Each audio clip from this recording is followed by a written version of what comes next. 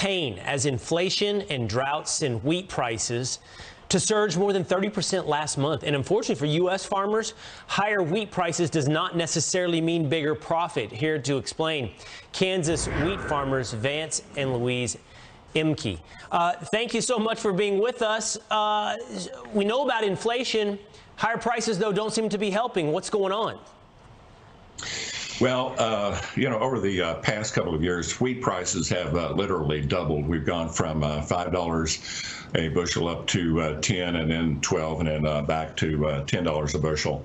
But never in my life have I seen commodity prices capitalized into our inputs, like land, as rapidly as they are right now. We still enjoy a pretty significant profit margin, but these inputs are rapidly compressing that margin. In addition, we've got a very serious drought going on out here in the high plains.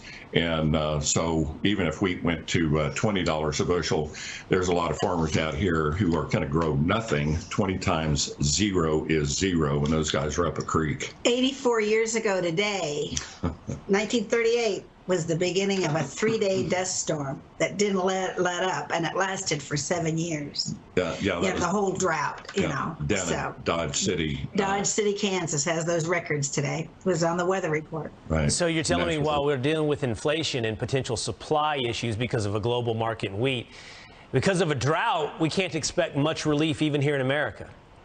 And some of those prices, it's not only because of Ukraine, it's this drought driving this as well. Well, the two big influences on the wheat market right now are the drought that we got going here in the United States. 77% of the winter wheat in the United States is in some stage of drought.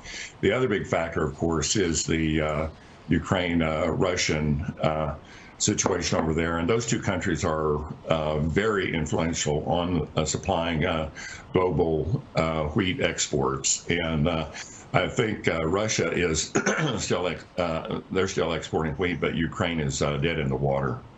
Louise, I hear you bring up, I think it's, at least if my history is decent, the Dust Bowl. You're talking about something that goes back 80 years ago. But in the time that you two have been farming, how does this moment compare? What is this moment like to be a wheat farmer? Well, it's challenging. I will say we have had dust before, and actually worse than right now. 77. February 23rd. I still remember. February 23rd, we were going to a funeral, and we came home. We couldn't see our way home. The dust was so bad. I couldn't see the front of the car. And that was our son is your age, and he was about 4 years old. Well, anyway, these droughts are they're part of the landscape. During the 30s down in Garden City, we had 7 years back-to-back of 10.2 inches of annual precip, which is desert. The drought of the 50s was shorter, but a lot sharper. It lasted 3 or 4 years. But agriculture was totally sidelined during those years. We haven't seen anything like that at all. But whatever's in our past is also in our future. Yeah, that's what we... And then there's the inputs, as you started with in this conversation. There's the inputs. Beyond the drought, there's the supply chain. There's the inputs. There's inflation all the way through the chain of farming and our market, because what you're talking about here makes its way to everybody's dinner table, essentially, at some point. It's going to make its way to all of our pocketbooks. Vance and Louise, great to talk to you this morning. Thanks for bringing us the view straight from the farm there in Kansas. Appreciate it. And happy Palm Sunday. Yes, thank you very much. And good job on the math, nailing down my age so quickly. You just about nailed it. Texas suffered in that drought too, so we know where you're coming from. All right, I appreciate you guys. My mom's from Kansas, by the way. She's from Emporia. So there you go. All right, take care. Good to talk to you this morning. Thank you.